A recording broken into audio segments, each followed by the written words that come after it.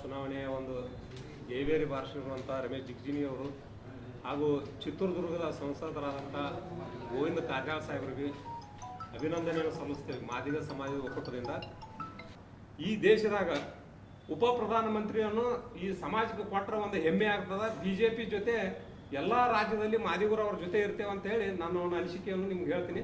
ಅದನ್ನು ಹಾಕತ್ತೇವೆ. ಸಚಿವ ಸ್ಥಾನ ಗೋವಿಂದ ಕಾರಜೋಳ ಸಾಹೇಬ್ರಿಗೆ ಕೊಡ್ರಿ, ರಾಜ್ಯ ಸಚಿವ ಸ್ಥಾನ. ಉಪ ಪ್ರಧಾನಮಂತ್ರಿಯನ್ನು ರಮೇಶ್ ಜಿಗಜಿಣಗಿ ಸಾಹೇಬ್ರಿಗೆ ಕೊಟ್ಟರೆ ಅವ್ರಿಗೆ ಶೋಭೆ ತರುವಂಥದ್ದು, ಅವ್ರ ಗಣ್ಯತೆ ಮತ್ತು ಅವ್ರ ಗೌರವತೆಗೆ ದಕ್ಕುವಂಥ ಒಂದು ಹುದ್ದೆ ಅದು. ಸಚಿವ ಸ್ಥಾನ ಅವರಿಗೆ ಕೊಟ್ಟರು ಕೂಡ ಅದು ದಕ್ಕುವಂಥ ಒಂದು ಹುದ್ದೆ ಅಲ್ಲ ಅಂತೇಳಿ ಬಿಜೆಪಿ ಸರ್ಕಾರದವರು ಅದನ್ನು ಅರ್ಥ ಮಾಡ್ಕೋಬೇಕು. ಅವರಿಗೆ ಅನುಭವ ಅದ, ಅವ್ರ ಹಿರಿತನಕ ಮತ್ತು ಅವ್ರಿಗೆ ಅನುಭವ ಅದ. ಅವ್ರಿಗೆ ಯಾವುದೇ ಒಂದು ರಾಜ್ಯ ಖಾತೆ ಕೊಟ್ಟರು ಸಮಾಜಕ್ಕೆ ಅದನ್ನು ಗೌರವ ತರುವಂಥ ಒಂದು ವಿಚಾರ ಅಲ್ಲದು.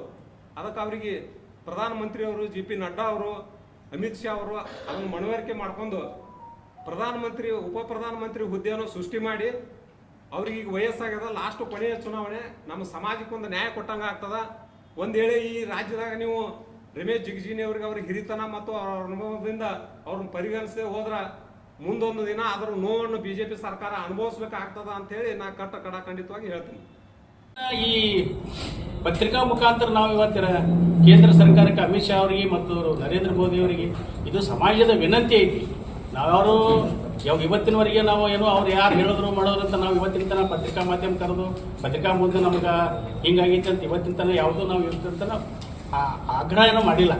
ಇವತ್ತು ನಮಗೆ ಏನು 7 ಸಾರಿ ಗೆದ್ದವ್ರಿಗೆ ಇವತ್ತು ಮಂತ್ರಿ ಸ್ಥಾನ ಸಿಗಲಿಲ್ಲ ಅನ್ನೋದು ಸಮಾಜಕ್ಕೆ ಬಹಳ ಅತಿ ನೋವಾಗೈತಿ.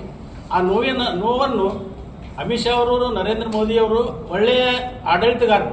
ಈ ಆಡಳಿತಗಾರರಲ್ಲಿ ಇದು ಯಾಕೆ ನಮಗೆ ಇದು ಹಿನ್ನಡೆ ಆಯಿತು ಅನ್ನೋದು ಪ್ರಶ್ನಾರ್ಥಕವಾಗಿ ಉಳಿದುಬಿಟ್ಟೈತಿ. ಈ ಪ್ರಶ್ನೆಯನ್ನು ಅವರು ಈ ಸಮಾಜಕ್ಕೆ, ಇಡೀ ಹೆಚ್ಚಿನ ದಲಿತ ಸಮಾಜದಲ್ಲಿ ಹೆಚ್ಚಿನ ಸಮಾಜ ಇರುವಂಥ ಈ ಸಮಾಜ ಇದಕ್ಕೆ ಯಾಕೆ ಕಡೆಗಣನೆ ಆಯಿತು, ಏನು ಕಾರಣ, ಇದು ಯಾಕೆ ಈ ರೀತಿ ಆಗ್ಲಕತ್ತು ಅನ್ನುವಂಥದ್ದು ನಮ್ಮಲ್ಲಿ ಬಹಳ ನೋವಾಗೈತಿ.